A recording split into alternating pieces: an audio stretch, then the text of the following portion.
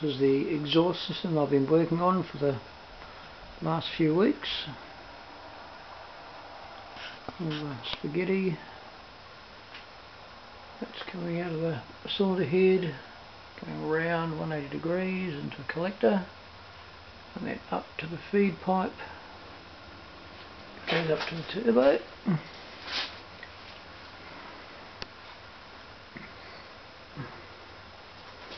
And then the two dump pipes, or the dump pipe and the exhaust pipe,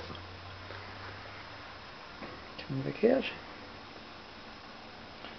And this is the remote oil cooler, or should I say oil filter, oil cooler I'm talking about.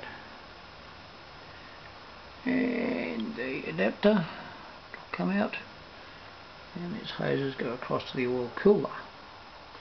Now I'm still not sure whether I'll use an air oil cooler or a water oil cooler yet. I've got both, so I'll see what transpires.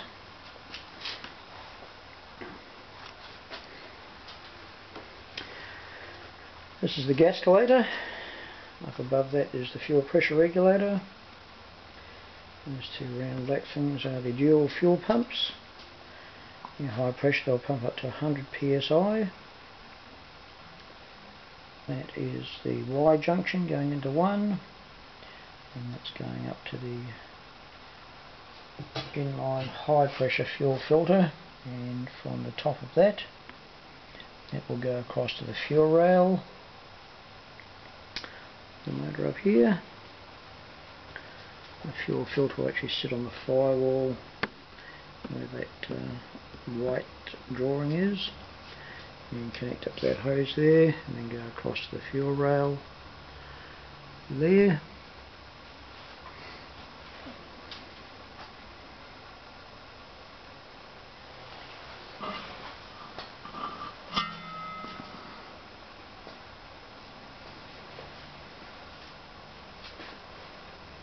And that line there will connect up to the fuel pressure regulator, which will be mounted up on the firewall up there, and that hose that's pointing up is the vacuum, or the vacuum goes to the vacuum port on the fuel pressure regulator to compensate for boost and for running naturally aspirated.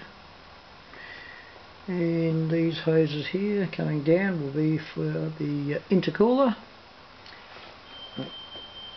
That goes up and up into the intake there. That one there is the intake air temperature sensor, and that is the hose which comes from the turbo and will be running down to the intercooler, which I will situate just here under the front of the engine, and there will be an air intake for it just underneath the bottom of the prop boss, or the prop spinner, and that'll carry the hot air from the intercooler out through this area down here. This is the other side of the engine with the exhaust. Spaghetti going across the other side. Those two plugs there are the bayonets which will go up onto the firewall and connect through to all the electrics on the other side of the firewall. Those are the corresponding bayonets there, and the rest of the electrics up there.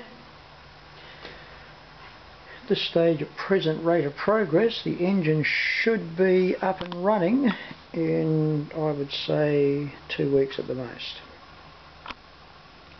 So all in all, I'm very happy with that. There's the intercooler sitting right there. And there's the coolant header tank. And everything should work quite nicely. That's the old radiator that I had in my other aircraft. I won't be using that this time. I'll be using underwing radiators, although that was extremely good. I was very happy with that. And interestingly enough, that particular radiator would actually fit in this aircraft as well, but I think I'll use the underwing ones because they'll be more efficient.